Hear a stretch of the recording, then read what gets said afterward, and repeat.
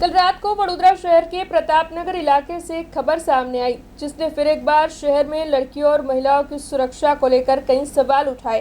दरअसल प्रतापनगर इलाके में एक निजी सिनेमा हॉल मौजूद है, जहां पर एक बच्ची अपने परिवार के साथ फिल्म देखने गई थी। अब थिएटर के भीतर 4 जितने विधर्मी युवाओं की ओर से इस बच्ची के साथ गलत व्यवहार कर उसके साथ छेड़खानी की गई, अश्लील हरकतें कर गंदे इशारे किए गए। इस बात की जानकारी बच्ची की ओर से अपने चाचा को दे दी गई। तब बच्ची के चाचा ने इन युवाओं को डांटा। तब थिएटर के भीतर ही विधर्मी युवा और बच्ची के परिजनों के साथ में तू मैं हो गई। 2 विधर्मी युवा वहां से फरार हो गए और फिर इन चारों विधर्मी युवा के परिजन या फिर दोस्त हथियार लेकर थिएटर के बाहर आ पहुंचे थे। लेकिन जैसे ही वहां पर आसपास के लोग इकट्ठा होना शुरू हुए, ये सब वहां से फरार हो गए।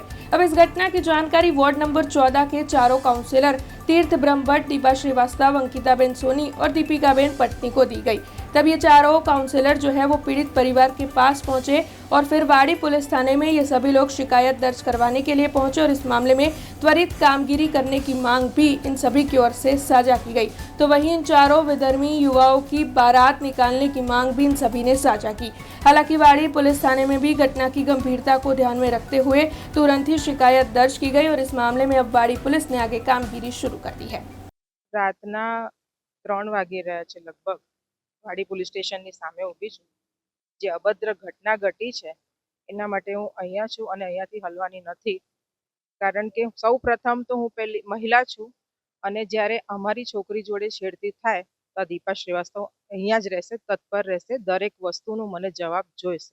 અને આ વારંવાર થતું જાય છે પણ હવે સહન કરવામાં આવે નહીં. ઘટના એવી છે કે છોકરી નાની છે, 18 વર્ષની ઉંમરની નાની છોકરી છે. મને ઉંમર કહેવાનું પરમિશન નથી અને બોલવી બી ના જોઈએ, પણ આ વસ્તુ ફરીવાર ન થાય એના માટે અમને સ્ટેન્ડ તો લેવો જ પડશે. અને અમારા બધા જેટલા બી લોકો છે વડોદરાવાસીઓ, જે સંસ્કૃતિ વડોદરા નગરી કહેવાય છે, એને સંસ્કૃતિ બનાવવાનો સૌથી મોટો પહેલો કદમ છે કે સુધરી જાઓ, બસ હવે ચલાવવામાં આવે નહીં. અમારા જાણકારી આવી કે ફેમ બિયરમાં એક બાળક છોકરી હતી 14 વર્ષની, એના પરિવાર સાથે પિક્ચર જોવા ગઈ હતી. ત્યાં કેટલાક વિધર્મી યુવાઓને છેડતી કરી.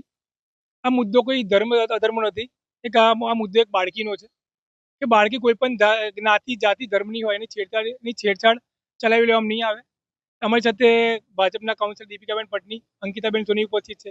અમારા ત્રણેયની એક જ માંગ છે કે ધર્મ જાતિ છોડીને ધર્મ જાતિ ઉપર કોઈ પણ છોકરી હોય એ છોકરી સાથે ન્યાય મળવો જોઈએ. એના કારણે પીએન રજૂઆત કરી કે જે પણ છોકરાને વહેલી તકે પકડે, એના પર કાયદેસરની કાર્યવાહી કરે અને એ લોકોને એક સબક શીખવાડે કે કારણે કોઈ પણ દીકરીની છેડછાડી કરે નહીં. જાણકારી અનુસાર 4 બાળકો હતા. એની ઉંમર 18 વર્ષની છે, કોઈની ઉંમર 18 છે, કોઈની 20 છે. 2 પકડાયા છે, 2 ભાગી ગયા છે, પરંતુ પોલીસ એની કાયદેસરની કાર્યવાહીના ભાગરૂપે લોકોને પકડી રહી છે.